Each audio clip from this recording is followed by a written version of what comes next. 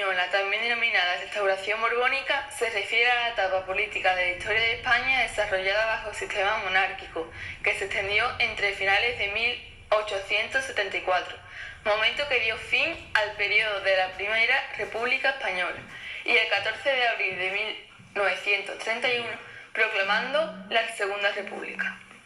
Alfonso XII, el Pacificador, hijo de la reina Isabel II y del rey consorte Francisco de Asís de Borbón, con su reinado puso término a la Primera República y dio paso a la Restauración. Isabel II fue destronada por la Revolución de 1868, conocida como la Gloriosa, siendo Alfonso un niño, exiliando a la familia real a París, donde sus padres se instalaron por separado. La familia real, durante su formación, pasaba una relativa estrechez económica. El duque de Sexto fue su mentor. El 25 de junio de 1870, Isabel II abdicó en París en favor de su hijo, Alfonso, siendo considerado por los monárquicos como el legítimo rey de España. Fue el primer monarca de la España moderna educado casi enteramente en el exilio. El 1 de diciembre de 1874, Alfonso hizo público el Manifiesto de Sanjur, presentándose a los españoles como un príncipe católico, español, constitucionalista, liberal y deseoso de servir a la nación, y el 29 se restaura la monarquía. En enero de 1875 fue proclamado rey ante las Cortes españolas, un joven monarca dispuesto a aunar todos los esfuerzos para la modernización de España. Alfonso XII nombra al conde de Murcia su secretario particular, convirtiéndose en un gran protector de los artistas y de la cultura del Madrid y de la Restauración. Su principal propósito, cambiar completa y radicalmente el espíritu del país. El bello ideal del monarca era transformar España y que entrase de lleno en el concierto europeo, y lograr que el progreso intelectual y moral reemplazase a las intrigas políticas y financieras y a las discordias civiles. En una palabra, al lamentable atraso en que después de la gloriosa guerra de la independencia había vivido España.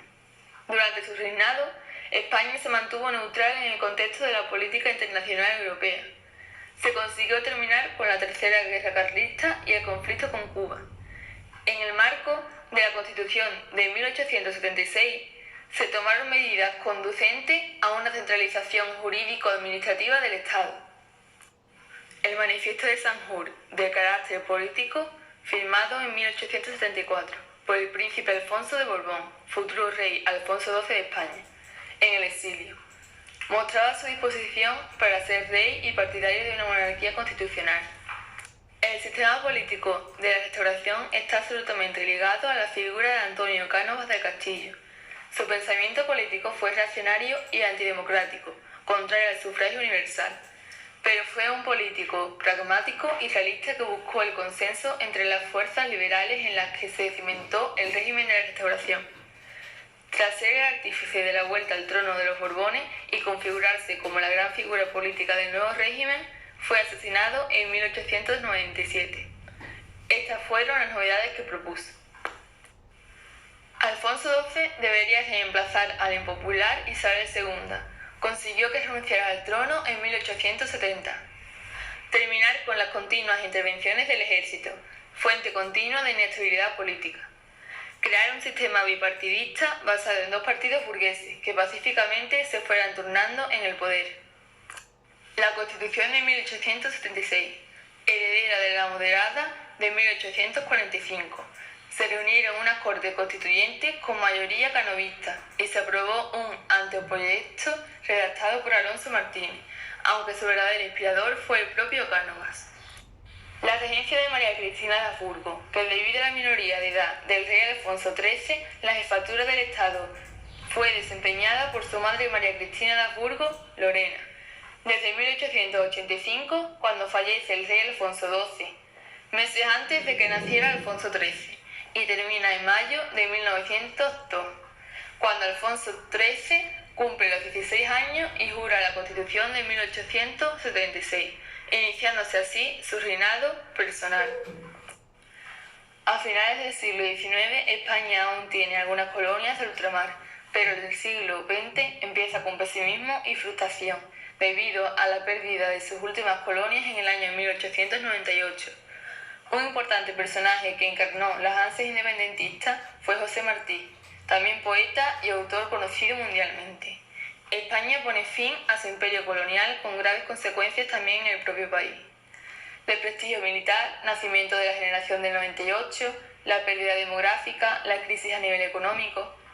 El pesimismo se adueñó de la sociedad española y conllevó la necesidad de cambios internos.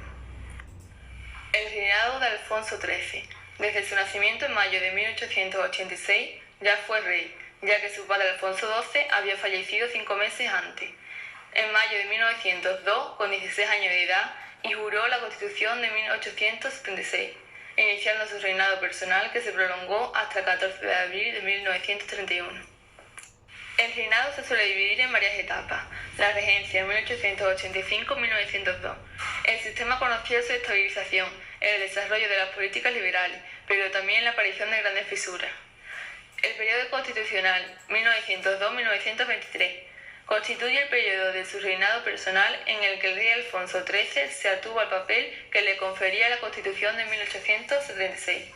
Él fue un obstáculo para la transformación del régimen político de la Restauración en una monarquía parlamentaria.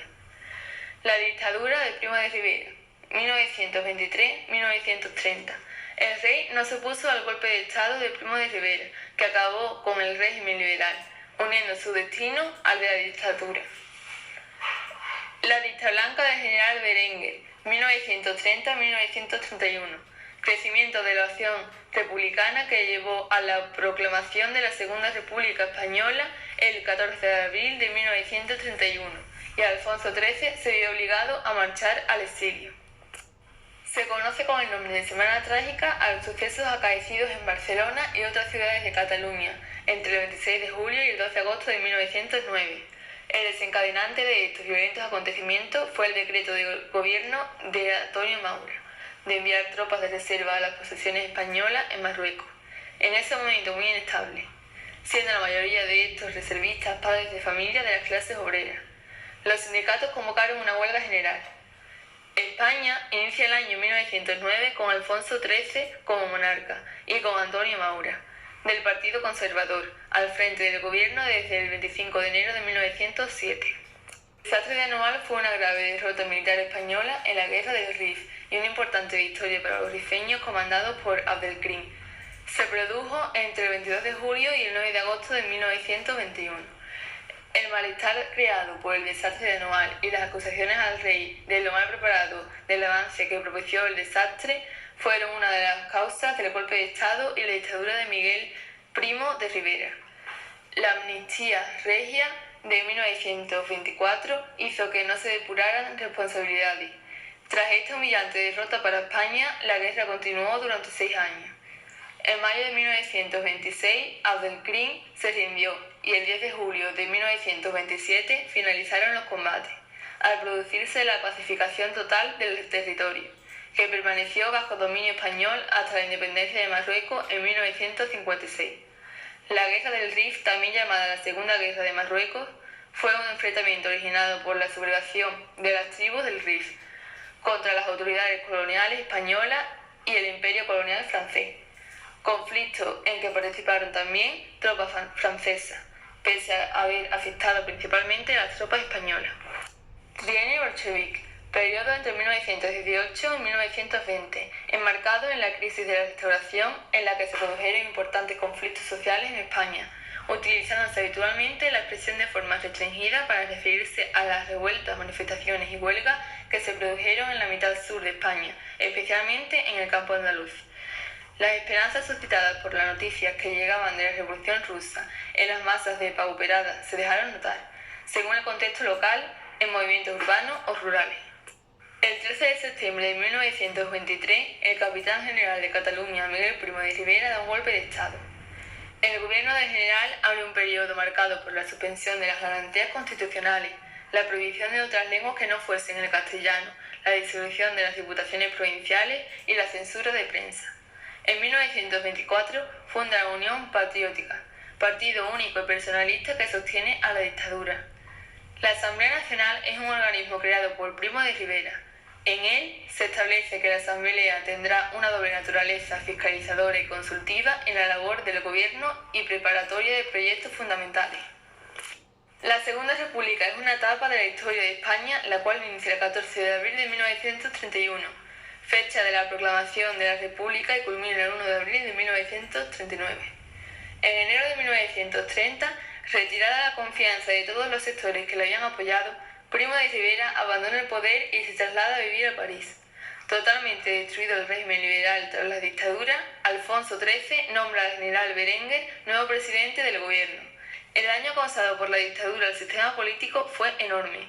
Impidió la normalización democrática del régimen de la Restauración. Acabó con las estructuras dinásticas en las que se había apoyado la monarquía hasta entonces. Libres de la presión de la dictadura, los opositores al régimen, republicanos y socialistas principalmente, experimentarán un auge insospechado. La conflictividad social vuelve a las calles. Los intelectuales como Ortega y Gasset, Antonio Machado o Marañón, entre otros, se ponen del lado de la República. Presionado desde todos los ángulos posibles, Berenguer, que no ha tenido tiempo de poner en marcha su dictadura blanda, abandona el poder. El almirante Aznar toma testigo al frente del gobierno en febrero de 1931 e inmediatamente elabora un calendario electoral que se iniciará el 12 de abril, día en que tendrán lugar las elecciones municipales. Los candidatos republicanos y socialistas vencen en las ciudades, donde las elecciones ofrecen mayores garantías democráticas al escapar el voto del control de los caciques locales. En 41 capitales de provincia se imponen las candidaturas republicano-socialistas frente a las monárquicas. Mientras la multitud agitaba banderas republicanas en la puerta del sol madrileña, Alfonso XIII emprende el camino del exilio. De forma pacífica, sin violencia, el 14 de abril se proclama la República. La autonomía catalana y la reforma agraria serían dos de las cuestiones más importantes abordadas por la República. Tras una larga discusión, el Estatuto de Autonomía catalán se aprueba en septiembre de 1932, en vigor hasta 1939. Sentaría las bases sobre las que se estructura la actual autonomía de Cataluña. En agosto de 1932, siguiendo la senda abierta por Primo de Rivera, Sanjurjo ejecuta un golpe de que fracasa espectacularmente. La pena de muerte que fue condenado le sería conmutada por la cadena perpetua. En 1933, un movimiento insurreccional fue duramente reprimido por la Guardia Civil, provocando una gran crisis en el gobierno a Azaña. Se conforma una comisión para la redacción de un borrador de la nueva Constitución, acordando la supremacía legislativa, independencia judicial, reconocimiento y autonomía para las regiones. Presidente de la República elegido por un periodo de 6 años que designa al jefe de gobierno.